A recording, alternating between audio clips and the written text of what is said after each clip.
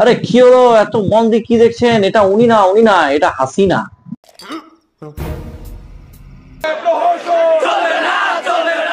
একজন 4-5টা করে প্রেম করতেছে, আমরা ঘোর বিরোধী।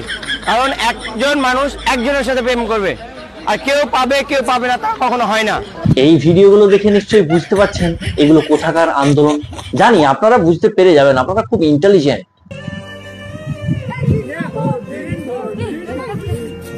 বাবু, এ বাবু, এই পোস্টার নিচে বসে কি করছিস বাবু? পড়াশোনা করছি দাদা। अच्छा বড় হয়ে WBCS অফিসার হব। ठीक है, ও পড়াশোনা করছিস, বড় হয়ে समझ गया। এদের মতন মানুষগুলো যদি পড়াশোনা করে শিক্ষিত হয়ে যায়, আমার মতন অশিক্ষিত নেতাগুলো আর ভোট পাবে? এই চলো, এর হাতে পার্টির ঝান্ডা দাও, চল।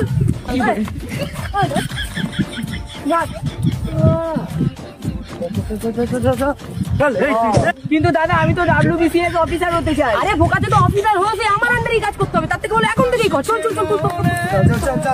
এই যে ভিডিওটা দেখলেন, আজকের ভিডিওতে আমরা এইরকমই একটা দেশ নিয়ে আলোচনা করব। শুধু এই ভিডিওতে যা যা দেখানো হয়েছে একটুখানি চেঞ্জ হবে।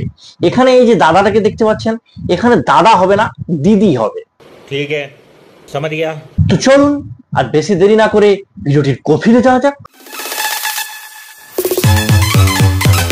তো বন্ধুগণ, আজকের ভিডিওতে আমি এমন একজনকে নিয়ে কথা বলতে চলেছি যিনি সব ভাষায় পিএইচডি, একাধারে শিল্পী, একাধারে চিত্রকার, একাধারে নাট্যকার, একাধারে আরো কত কি। যিনি এত বড় সঙ্গীত শিল্পী যার কাছ থেকে গীতশ্রী সন্ধ্যা মুখোপাধ্যায় পর্যন্ত গান শুনতে চেয়েছেন, বুঝতে পারছেন? এবং এখানেই শেষ নয়, তিনি এমন একজন ঐতিহাসিক, পৃথিবীর যত সমস্ত ইতিহাস আছে সেটাকে পর্যন্ত তিনি চেঞ্জ করে দেন। এবং তিনি একটি দেশ চালান, আর সেই দেশে যত মন্ত্রিত্ব আছে সমস্ত কিছু তার দখলে। এবং তার দেশে, তার রাজত্বে তার প্রজারা এতটাই খুশি যে তার খড়ম জোড়া পর্যন্ত মাথায় করে নিয়ে ঘুরে বেড়ায়। মানে ভাবতে পারছেন? আরে এরা কারা, কোত্থেকে এলো এরা?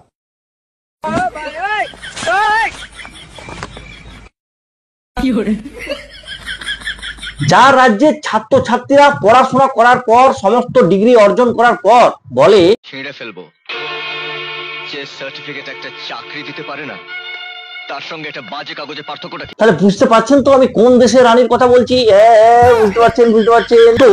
আমি যে রানীর কথা বলছি তার দেশে এত উন্নয়ন, এত উন্নয়ন, এত উন্নয়ন যে প্রজারা সমস্ত রাস্তাতেই থাকে, তোমাকে রাস্তায় রাস্তায় ঘুরে বেড়ায় উন্নয়নের জোয়ারে সামিল হওয়ার জন্য।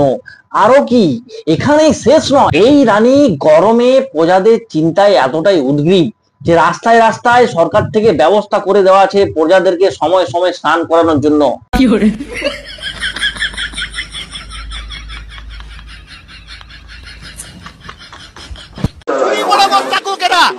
এরা চুরি করে বসে থাকুক, এদের বাড়িরও মা বোন আছে। ওই যে লাঠি চার্জ করছে, ওই দেখো, ওই যে বেরিয়ে লাঠি চার্জ করছে, জলে লাঠি চার্জ করছে। কি না, আমরা মহিলাদের জন্য, সুরক্ষার জন্য আন্দোলন করার জন্য এসেছি না। মানে দেশে এত ভালো ব্যবস্থা থাকা সত্ত্বেও এই কাকু যে কেন তো রেগে আছে বুঝতে পারলাম না। কাকু কাকে কি বলছে বুঝতে পারলাম না। দাদা, দীঘায় যে এসছেন, হঠাৎ দেখলেন সমুদ্রের জলটা কাদা হয়ে গেছে, আপনারা কি চান করতে পারছেন? জল খুবই চান করতে পারছি না। এবার আমরা আগামীকাল এসেছিলাম, জল খুবই ভালো ঢেউ এসেছিল, কিন্তু আজকে দেখছি এত খোলা জল, ভাববে কেউ বীজ দিতে গেছে। আরে তোমরা ফুল দেশে বসবাস করছো, ওখানে থেকো না, ওখানে থেকো না। আমি এই যে দেশের সম্মান দিচ্ছি এই দেশে চলে এসো। এখানে সমুদ্রে স্নান করতে গিয়ে গায়ে কাদা লেগে গেলে রাস্তায় ফ্রেশ জল দিয়ে তোমাকে স্নান করিয়ে দেওয়া হবে। এবং কি আরো ফ্যাসিলিটি আছে, তোমাদের বাড়ির মেয়েরা প্রত্যেক মাসে 1000 টাকা করে পাবে। আরো একটা ফ্যাসিলিটি আছে, তোমাদের বাড়ির মেয়েদের সাথে যদি কোনো অত্যাচার হয়ে যায় সেখানে কিন্তু সরকার থেকে 10 লাখ টাকা দেওয়া হবে। তাহলে কোনো টেনশন নেই, নো টেনশন, চলে এসো। এই দেশে অভিনেতা অভিনেত্রীদের জন্য একটি বিশেষ অফার আছে।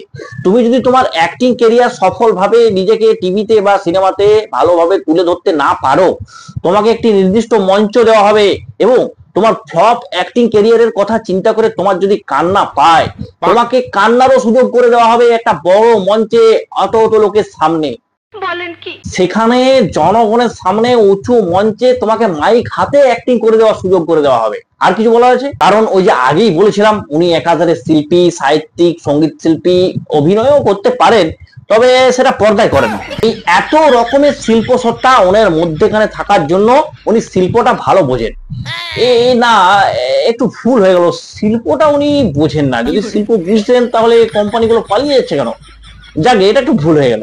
এখানে কথাটা হতো যে উনি শিল্পীদের দুঃখটা বোঝেন, বুঝতে পারছো? তো এতক্ষণ আমি যে সমস্ত বৈশিষ্ট্যগুলো বললাম, এই সমস্ত বৈশিষ্ট্যযুক্ত যদি কোনো দেশের সন্ধান তোমরা পাও আমাকে জানিও। আরে না না, আমি তোমাদের সাথে যাব না, তোমরাই যেও যদি এই সমস্ত অফারগুলো তোমাদের ভালো লাগে। কিন্তু আমি তোমাদের সাথে করে একটা কবিতা দেবো, ওখানে রানীর এই সমস্ত কাজকর্মে সন্তুষ্ট হয়ে তোমরা রানীকে শুনিও কবিতাটা, ঠিক আছে? কবিতাটা বলি। জনগণ যদি গর্জে ওঠে, তুমি পারবে না ওদের সামলাতে, কামান গোলা গুলি করেও তুমি পারবে না ওদের আটকাতে। মুখ বুঝে তারা বহুদিন হলো অন্যায় করেছে সহ্য, অনেক হয়েছে মোমবাতি মিছিল, এবার করবে তারা যুদ্ধ। জেনে রেখো সেবার নারী প্রতিবাদে মহাভারত হয়েছিল, জেনে রেখো সেবার নারী প্রতিবাদে মহাভারত হয়েছিল।